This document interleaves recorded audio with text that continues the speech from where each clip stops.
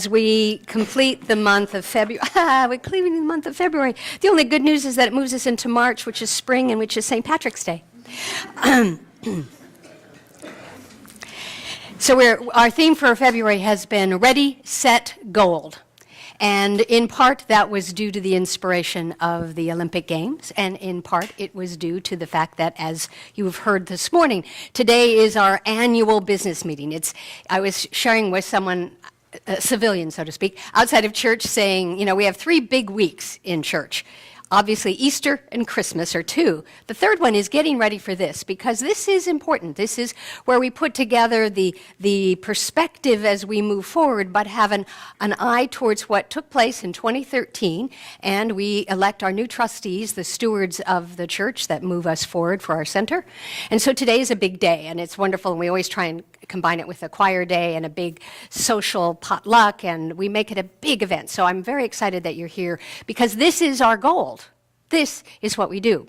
And knowing that you're going to be hearing a lot of us talk all day today, how I'm going to move us forward with today's talk is something that's become kind of popular here. Usually I do it in tandem with Reverend Kathy or Reverend Terry, but we're going to use a couple of YouTube clips today that I find inspiring to move forward the idea of the lesson in terms of Ready, Set, Gold, and talk about that and then move us forward. But I got to tell you one thing, because this is the wrap-up of the Olympics as well, and you guys will find this part amusing because you know me, and hopefully because you love me. But interestingly enough, the 2,500 employees that NBC hired to fly to Sochi to handle the Olympics coverage, which is so important to us, that's how we've been watching it, well, they had a clear intention, and they didn't want to drink substandard coffee.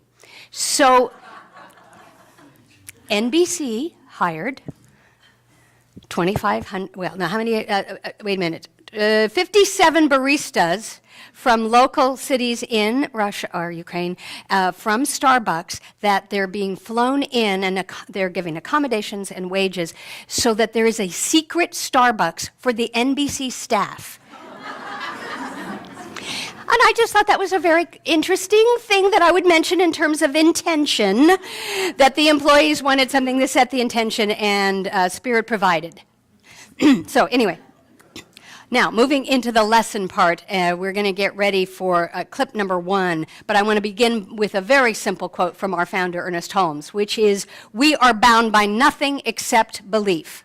We are bound by nothing except belief. Now, you may choose to look at that as a belief, as a positive belief of, oh boy, we're going to have our coffee wherever we go. Or a negative belief is, I can't win, I don't know how to compete, I never win the prize, etc. We are bound by nothing but our belief.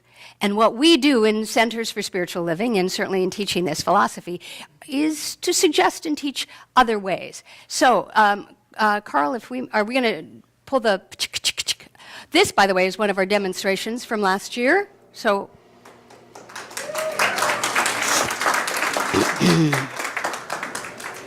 so we're going to get ready for clip number 1, and this is, it's a short clip, 2 minutes and 21 seconds, and the narration voiceover that you're going to hear in the clip is poet and philosopher Alan Watts. It's a little bit of an animated clip, and I will start with a quote from Tom Bodett, who says, they say, yeah, I know, everybody laughs, Tom Bodett. The man's made a living from, with this, but he's also an author, not just Motel 6. They say a person needs just 3 things to be truly happy in this world: someone to love, something to do, and something to hope for. So, Alan Watts.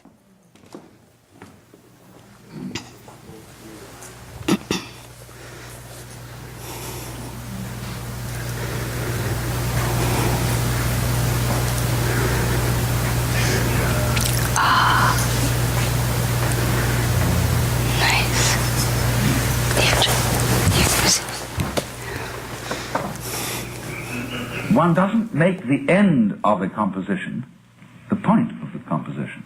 If that were so, the best conductors would be those who played fastest. And there would be composers who wrote only finales. People go to concert just to hear one crashing chord, because that's the end. But we don't see that as something brought by our education into our everyday conduct. We've got a system of schooling which gives a completely different impression. It's all graded. And what we do is we put the child into the corridor of this grade system with a kind of, come on, kitty, kitty, kitty. And yeah, you go to kindergarten, you know, and that's a great thing because when you finish that, you'll get into first grade. And then, come on, first grade leads to second grade, and so on, and then you get out of grade school, and you've got high school, and it's revving up, the thing is coming. Then you're going to go to college, and by Jove, then you get into graduate school, and when you're through with graduate school, you go out to join the world. And then you get into some racket where you're selling insurance, and they've got that quota to make, and you're going to make that, and all the time, this thing is coming. It's coming, that great thing, the success you're working for. Then when you wake up one day about 40 years old, you say, my God, I've arrived. I'm there. And you don't feel very different from what you always felt. And there's a slight letdown because you feel there's a hoax. And there was a hoax, a dreadful hoax. They made you miss everything. We thought of life by analogy with a journey, with a pilgrimage, which had a serious purpose at the end, and the thing was to get to that end, success or whatever it is, or maybe heaven after you're dead. But we missed the point the whole way along. It was a musical thing, and you were supposed to sing or to dance while the music was being played.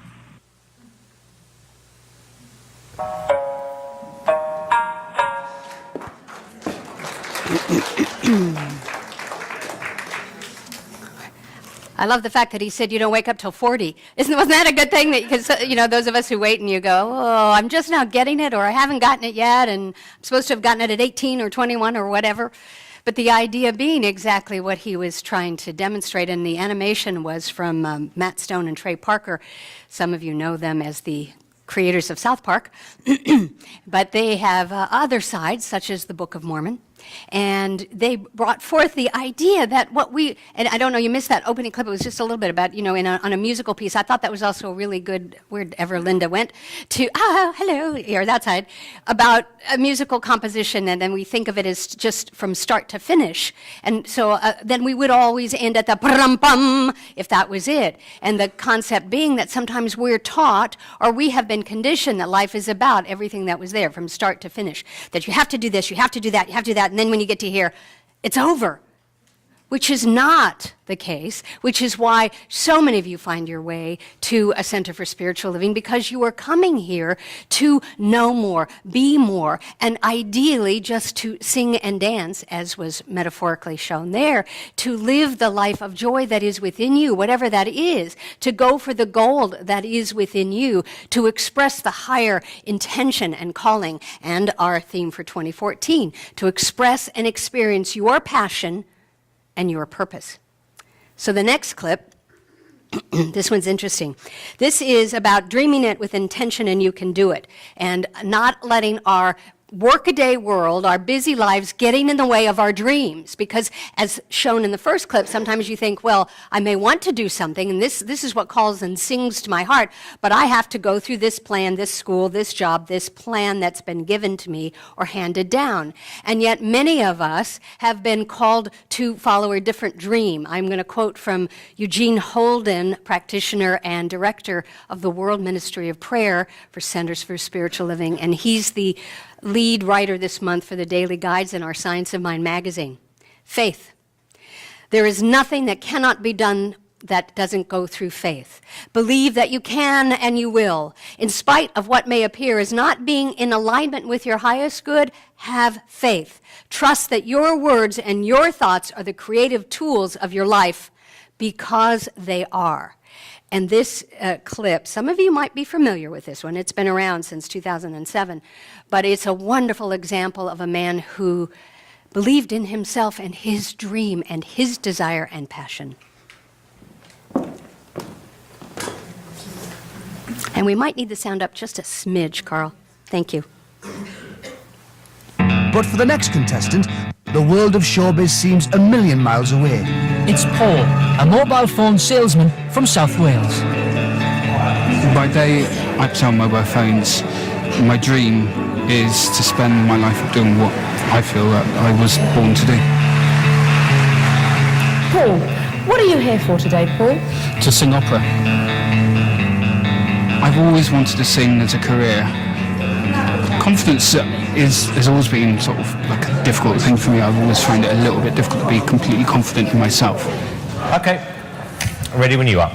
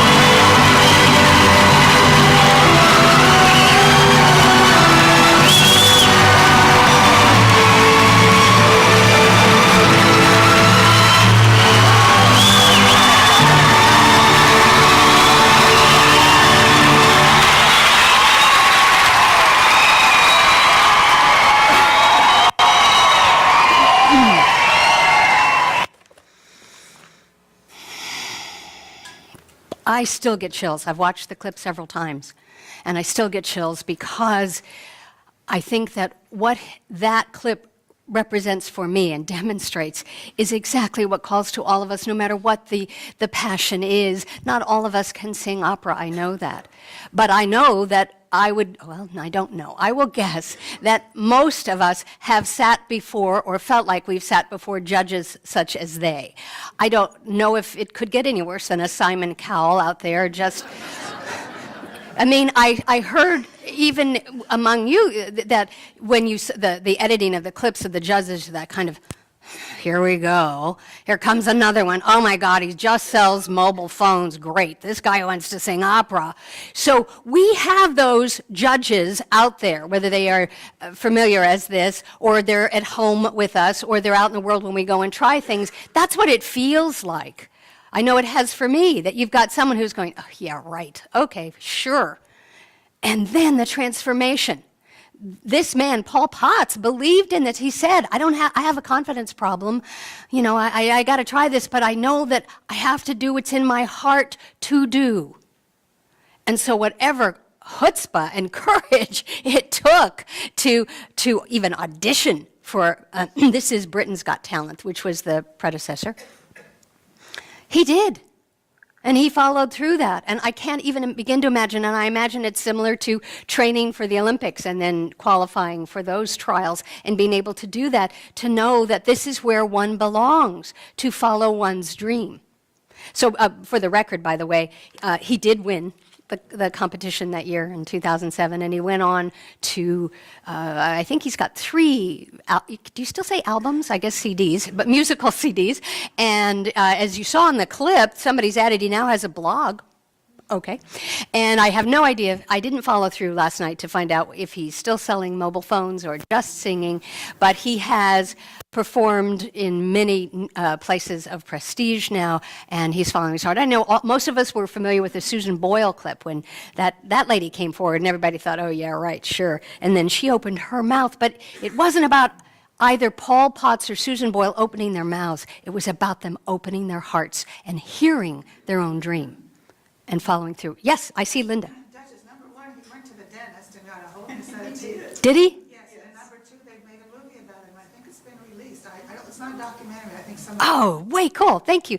My theatrical conduit, Linda and I. That's fabulous. So she says that he got a whole new set of teeth and that they've made a movie about him. But I haven't heard anything negative the way it happened with Susan Boyle. She wasn't ready for it, I guess.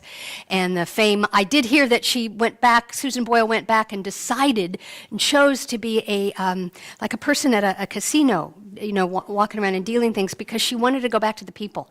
It was such a transformation for her. So I'm grateful that this man followed his dreams and we have the technology to be able to witness that and remind us. And I think that's why we love stuff like this and the Olympics, is because we get to see the people doing the things that we think we want to do, and we think, well, maybe we can't or shouldn't. But we can. We get to follow our dream, and we get to stand in front of the Simon Cowells and Piers Morgan, and I'm afraid I don't know the lady's name in the middle, but and just stand out there and go, okay, this is really scary. I'm going to breathe, and I'm just going to go for my gold. So next up, this one's a really short one. This is just one because I figure I got to get a little more spirituality in here, and I know that we teach mindfulness here. We teach it. We've been inspired by Steve Flowers and certainly any of the authors in our bookstore of being aware and mindful. So this next thing is a very short clip, and it's an awareness test. So pay attention. Be mindful.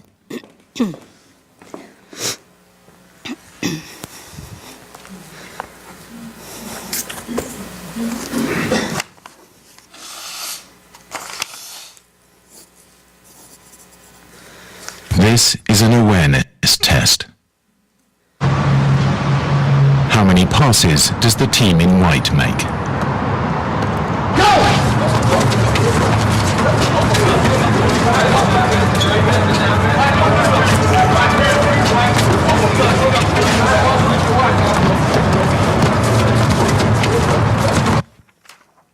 The answer is 13. But did you see the moonwalking bear?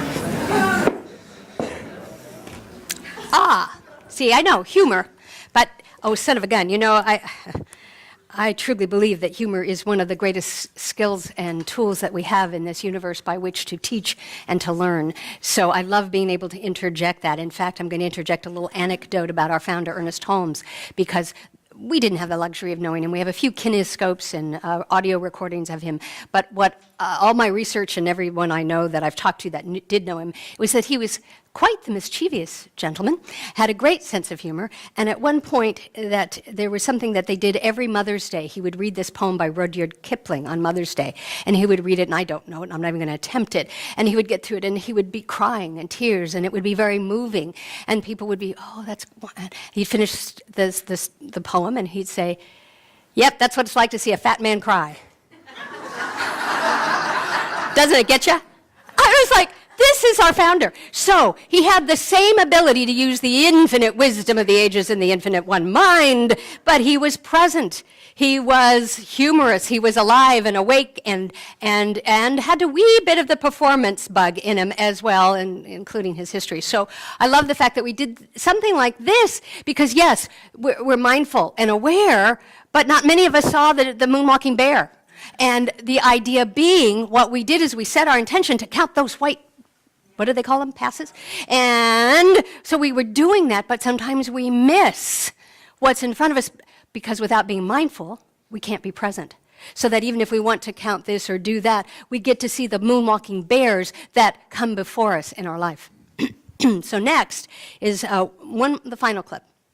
And I knew I had to choose, I didn't have to, I chose to choose, that I wanted a clip from the Olympic theme and fever. And this clip that I've chosen is from a young man who was told that, you're young, you've got talent, but you're not quite there yet. You can't do your quads, you're not very good at your jumps, your lands, et cetera, et cetera.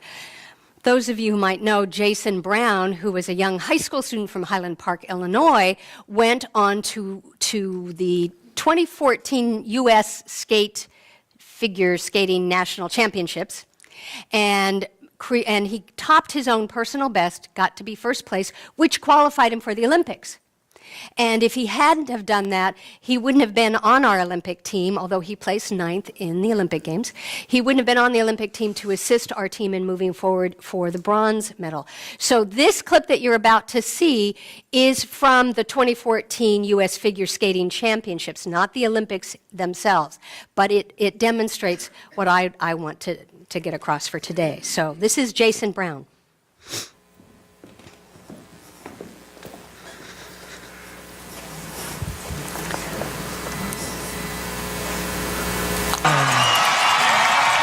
Always an embrace from Corey Aid, his coach, before Jason Brown takes the ice. Very close, those two. And just 19 years old, from Highland Park, Illinois, trains in Colorado. As we've said many times over, Jason does not have the quad jump and some of the jumps that the other competitors have. But he has something that's very unique that we have seen, and that is an ability to connect with the audience, and by extension, the judges.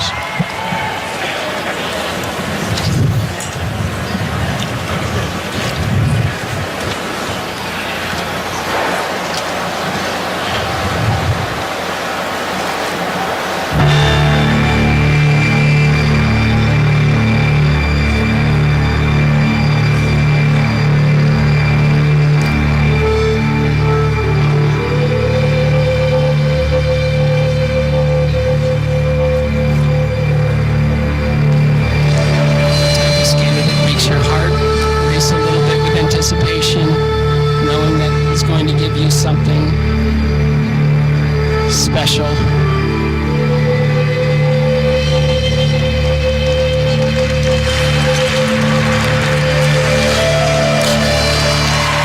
Just breathe an easy double axel to feel the ice, to feel the crowd, the lighting, everything. You're accustomed to your space. For the most difficult jump in this program, triple axel, nice! Oh, that was beautiful. That was the best one I've ever seen him do.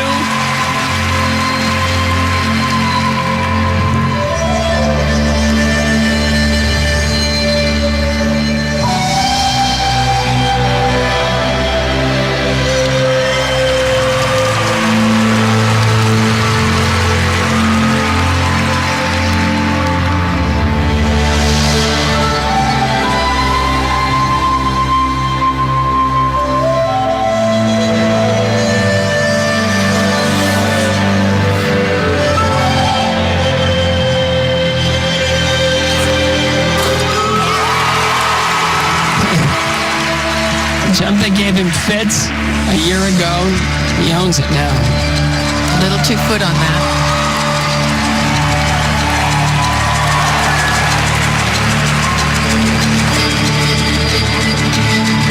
The audience anticipating this footwork sequence coming up, and it's his river dance.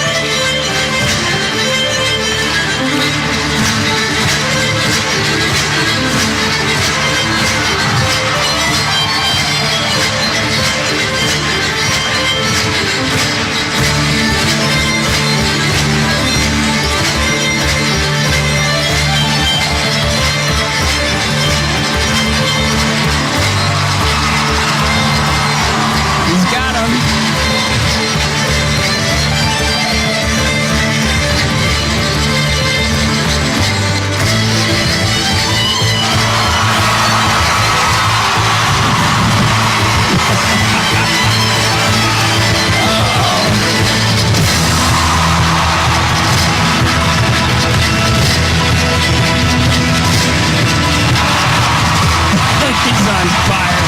This is great.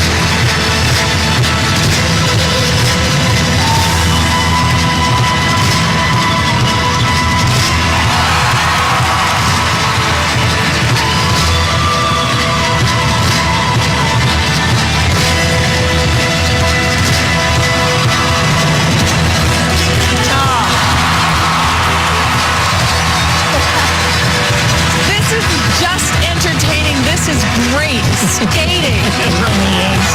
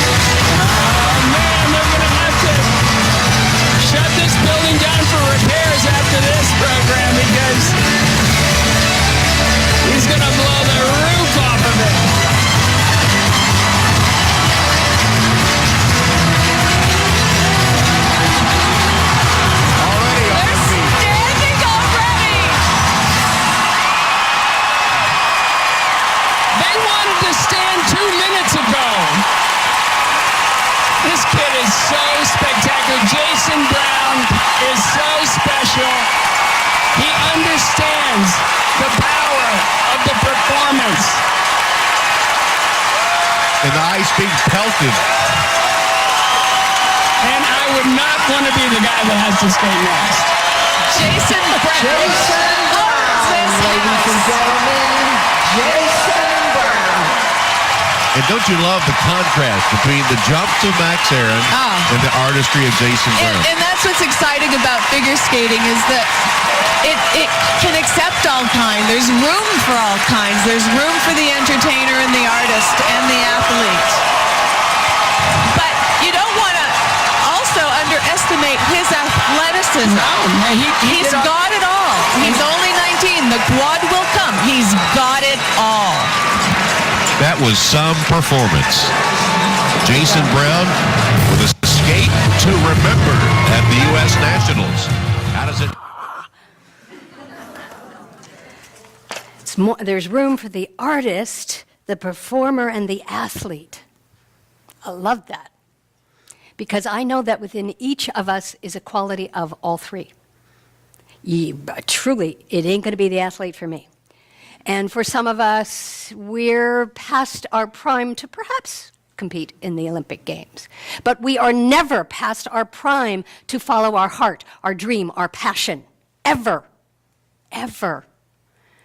And so we use wonderful living examples, young, vibrant souls who just want to teach us all of this, who want to represent that for us. And then we come back, and even for those of us who are so non-athletic, that how we do that is we sit in a room with about 57 books around us, and we get it from that, whatever it is, or the artist who sings, who paints, who writes, who sculpts. Whatever it is within each of us, it's all safe, welcome, and encouraged. This is what we get to do. And as Deepak Chopra states, attention energizes, intention transforms. You just saw that. This, 19-year-old kid. And he took it and he did the same river dance at the Olympics, and he didn't do as well. As I said, he placed 9th. But I don't think, truly, I didn't ask him, I didn't talk to him. I think he's so pleased, so proud, so happy, so grateful, so enthused, so loves what he's doing that he continues to go for the gold. Did he come home with a gold medal? Perhaps not something that he wore around his neck, but I don't doubt for 1 second that he didn't feel like a winner, that he didn't feel that the gold was the going. We talk now, bring it back to our stuff, our spirituality. We talk about it really isn't the destination, it's the journey. Yeah. This kid went to Sochi. This kid was skating and living his dream. We can still do that, no matter what our calling is, no matter what our age is, our situation, whatever it is that is within us that is calling to us, that passion, the idea for the joy and the expression of who we are, we energize it with our attention by using the intention to do so. And then I'm going to close with one more quote from another sports person, since we're wrapping this. And this is from Steve Prefontaine. I'm not sure if you all know who he is. To give anything less than your best is to sacrifice the gift. To give anything less than the best is to sacrifice the gift. So I am not in judgment, nor am I saying to you that whatever it is that you are giving, that is your gift. If it doesn't have the glitz and the glamour of America's Idol and Britain's Talent and the 2014 games, et cetera, it doesn't have to have that. We don't have to diminish ourselves because we don't think we're in the big leagues. But we have a gift. We have a passion and we have a purpose. And I am ever grateful that we have, inspiration like that. Inspiration like all of us, serving as a community, showing up, giving our gifts in the kitchen, preparing food, selling books, setting up sound systems. And thank you, Johnny, for your assistance with the PowerPoint. All of those things where we give our gift, let us not be the ones in judgment of the size or the quality of the gift. Let us just keep giving. Be the gift that keeps on giving so that you are ready, set, go, gold in all that you do. Even if it doesn't mean coming home with a prize, an award, a trophy, a medal, a banner, a statuette, whatever it is that we've all thought about or equated with the penultimate, not the penultimate, the ultimate. We get to do that, and we get to do it together. We get to do it through these principles and these teachings, using skills and technology and each other to be our coaches, to be on the sidelines, to go, come on, you can do it. Yes, yes, yay for you, yay for me. We get to do this together as a community, and that's what today is about as we, the Chico New Thought Center for Spiritual Living, Loving, and Learning, goes for the gold, and so it is. I'm going to pray us out, because, that's kind of what I do. Practitioners, if you would join me, please. Johnny is a practitioner intern student. Please join us. Randy is in High Watch, another practitioner student. They are up and coming this year to be with us. I ask that they join me up here again as standing in testament to this teaching, these principles, these ideas, and this gift called life. For there is only the one life of God, and that is my life. And I speak this spiritual mind treatment, this prayer in the first person, so that you may speak it within your head and own it and claim it the way you do affirmations. I am that I am, God's life, one life, infinite intelligence, wisdom, compassion, joy, passion, purpose, all that God is, I am, right here and right now. I need do nothing further to qualify for that, for it is already my inheritance. I have been given that kingdom, and today I claim it, for it is golden within my heart and soul. And I know that as I do so, anything that comes into our life, any moon-walking bears, I shall notice them. I will claim them part of my team because I am present, I am mindful, I am awake, alive, and aware. And I am grateful that that idea turns into a thought, turns into a demonstration, into the things and the effects of my world, and it outpictures the glory of spirit that is from within me. So I celebrate with all of these winners that we get to see. I celebrate the good of all the people around me, and it reminds me that if I can see the good, if I can celebrate the wins and the golds, and if I can feel the chills and the tears come up, it's because that which I recognize and see in the outside is coming from within. And I say, thank you, thank you. And from that quiet humility, and from that expanded place of confidence and affirmation and power and knowingness, I now take all of this inspiration, this enthusiasm, this joy, and I return it back to spirit, from whence it came, and I say, thy will be done in, through, for, and as me, right here, right now, and always, always.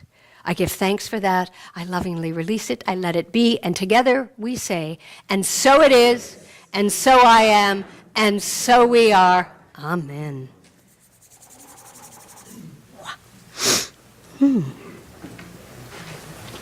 Thank you.